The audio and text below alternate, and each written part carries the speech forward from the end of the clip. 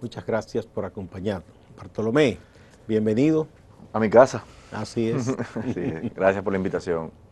Bueno, vamos a ver, ustedes tienen una tarea titánica. Yo no sé cómo ustedes están descansando en estos días, los que están en la carrera en estas elecciones, ¿no?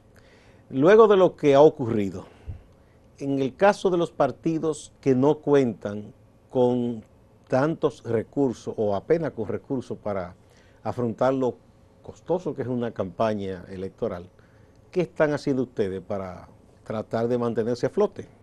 Mira, esto es una situación que, tal como tú lo dices, no solamente nos desprograma a nosotros, sino que desprogramó a todo el país, porque se supone que hace 2 semanas y pico teníamos que tener autoridades ya electas y que eso incluso tiene incidencias directas en el clima de inversión, etcétera, etcétera. Estamos en una situación de excepcionalidad constitucional.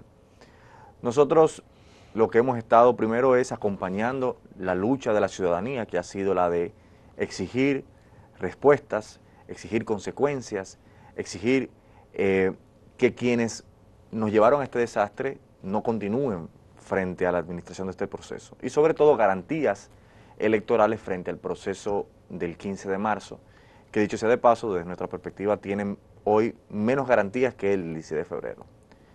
En ese marco nosotros hemos estado, de alguna manera, la campaña ha sido el acompañamiento de la gente en estas luchas. Y lo que hemos estado haciendo, porque en términos de recursos nosotros tiramos todos los tiros que teníamos para el 16 de febrero, como esta candidatura, en el caso, la candidatura de nosotros, se ha nutrido de donaciones de particulares, individuales, hemos comenzado a recibir algunas donaciones y algunos incluso trabajos voluntarios que han permitido que nosotros podamos compensar y mantenernos vivos frente a un escenario en donde, sin lugar a dudas, quienes peor le van es lo que estamos, primero en la oposición y que somos además candidaturas emergentes, porque el gobierno tiene una llave que no se cierra y que le permite a todos los candidatos del oficialismo poder realizar una candidatura más allá de lo que ha pasado. Nosotros tenemos que también reconocer que esto también ha provocado que muchos jóvenes de manera voluntaria se hayan dispuesto a participar. Nosotros, por ejemplo, que hemos estado llamando a los jóvenes a que sean parte del equipo de delegados para defender el voto, sobre todo porque ahora tenemos voto manual y como tú bien sabes es donde todas las diabluras ya están inventadas. Nosotros lanzamos una iniciativa que en la primera hora teníamos 100 jóvenes que se habían inscrito mediante un formulario Voluntarios. para ser delegados, gente que va a cubrir su comida, su pasaje, que ha entendido la necesidad de convertirse en un guardián del voto, porque en esa medida se convierte en un guardián de la democracia. Bien, tú decías que en las actuales circunstancias estamos peor al escenario que se presentó para el 16 de febrero. ¿Por qué peor ahora? Mira, primero porque nosotros vamos a unas elecciones nuevamente sin saber por qué se suspendieron las anteriores. O sea, no hay respuesta a lo que pasó. No hay respuesta ni consecuencias, salvo una suspensión cosmética del director de elecciones de la Junta Central Electoral, donde tampoco se han explicado las razones de su suspensión. Vamos con mayor preocupación porque la OEA ha dicho que el informe que va a producir va a ser posterior a las elecciones. Es decir, como siempre ha sido con la OEA. Claro, que no tiene ningún tipo de objeto.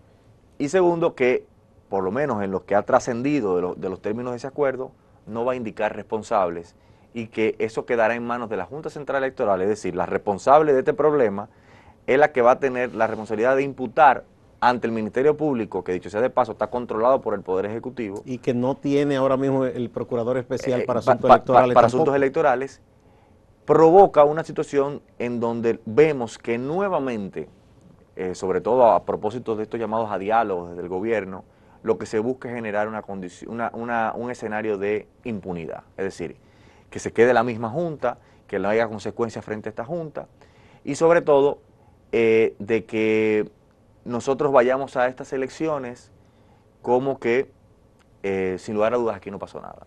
Otra cuestión que a nosotros nos preocupa también es el tema de que no se han generado ni un solo mecanismo para que la ciudadanía pueda participar en el proceso de observación electoral.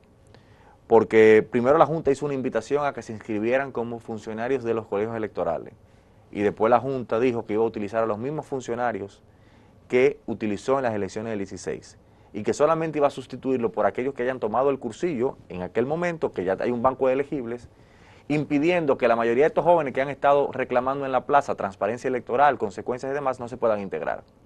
Pero tampoco creó un mecanismo paralelo para que estos jóvenes pudieran integrarse como observadores. Solamente aquellos que puedan hacerlo a través de, por ejemplo, de participación ciudadana o como delegado electoral, lo pueden hacer. Y a participación ellos les asignan un número determinado. Claro, totalmente que es lo que provoca que, además, eso implica en términos de recursos para participación ciudadana, una cuestión que debería estar siendo suplida por la Junta Central Electoral, que en este caso es la que ha causado todo este clima de intranquilidad y de excepcionalidad constitucional.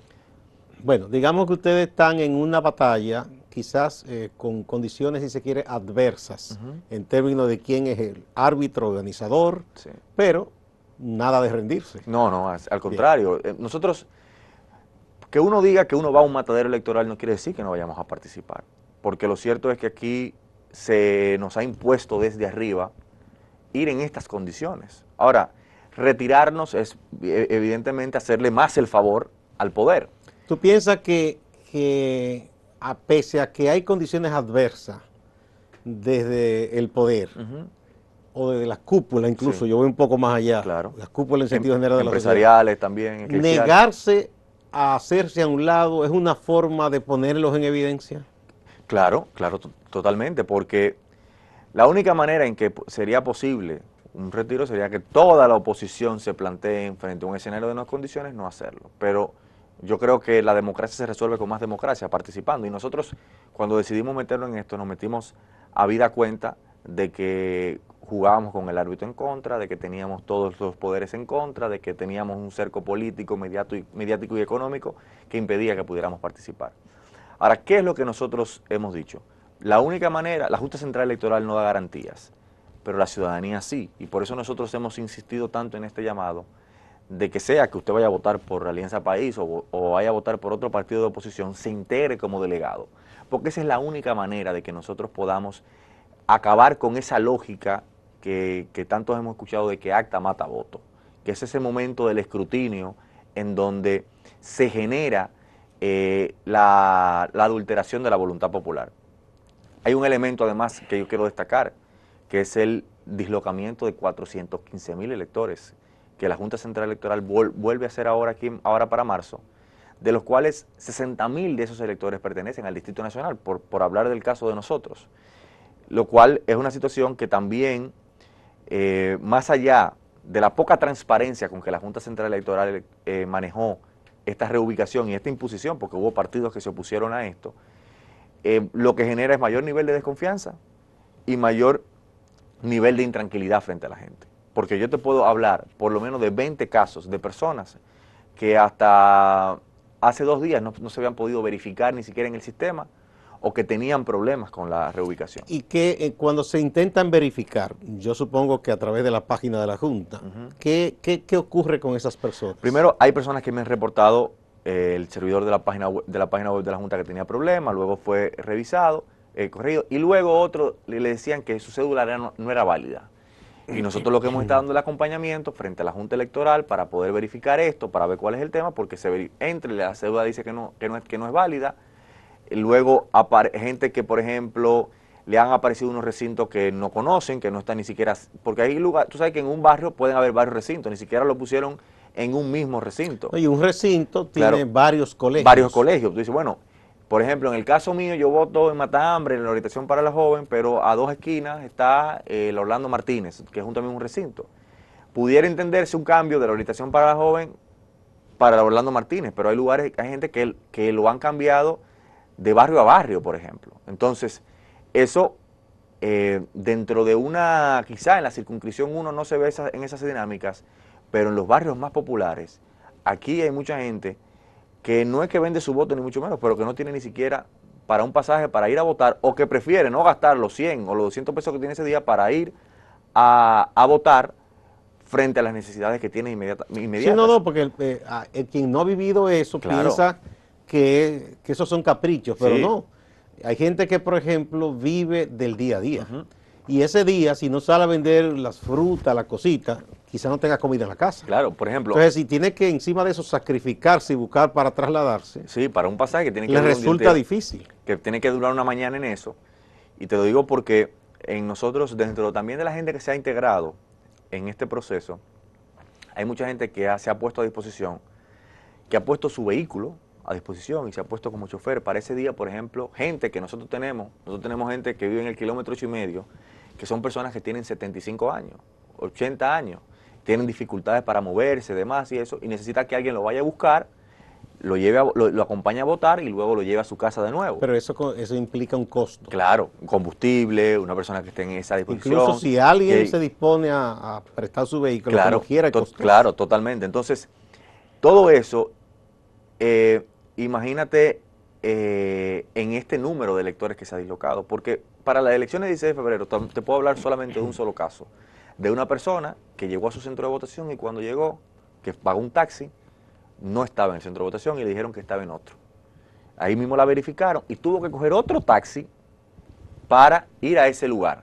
Y luego el taxi que cogió para regreso para su casa. Si no tiene el dinero, hay problema. Entonces, fíjate cómo eso, en un escenario como el que estamos nosotros viviendo, donde lo que se apuesta es al cansancio, a la abstención, a que la gente se quede en su casa. A eso te iba, Bartolomé. ¿Tú piensas que el hecho de que esas personas no estén en los colegios donde originalmente estaban registrados, tú piensas que hay algo deliberado en eso? Porque la Junta lo que ha dicho es, señores, verdad, pero no es una dislocamiento de votantes. Como pasaba cuando Balaguer. Exacto, simplemente es que algún colegio no está disponible por la condición física local y se ha trasladado. ¿Tú piensas que hay alguna intención? Lo que pasa es que yo personalmente perdí cualquier tipo de confianza frente a cualquier declaración de la Junta Central Electoral porque, contrario a lo que piensen algunos de sus miembros, ellos perdieron todo el crédito. Entonces me parece que frente a unas elecciones que tienen tantas tareas por desarrollarse, esto es algo que además a quien se le pega también es a los partidos, porque nosotros hemos tratado de, se nos ha pegado la tarea de comenzar a identificar todos estos electores de gente que nosotros, porque nosotros también tenemos nuestro padroncillo, nosotros hemos ido identificando a la gente que son nuestros votantes, que hay que llamar, que hay que movilizar ese día, para ver cuántos de esos 60,000, por ejemplo, en el caso del Distrito Nacional, están en ese proceso de reubicación para no perder esos votos. Entonces, yo lo que sí creo es que a pesar de esa cuestión, porque no quiere decir que eso sea general, yo creo que en términos concretos la gente ha asumido esto con más rabia. He dicho, a pesar de esto vamos a salir a votar. Por ejemplo, por lo que he visto, los comentarios. O sea, que si alguien pensaba con eso disuadir a la gente, no, es el efecto contrario. Y te digo, por la cantidad de comentarios, nosotros cuando hicimos el día que nos enteramos, la denuncia de este asunto, la cantidad de gente que inmediatamente, porque nosotros salgan a verificarse, difundan masivamente este link con la gente que ustedes conozcan para que lo puedan verificar, pero la gente dijo, ahora con más fuerza nosotros vamos a ir, si tenemos que ir a la luna vamos a ir, pero vamos a ejercer el voto.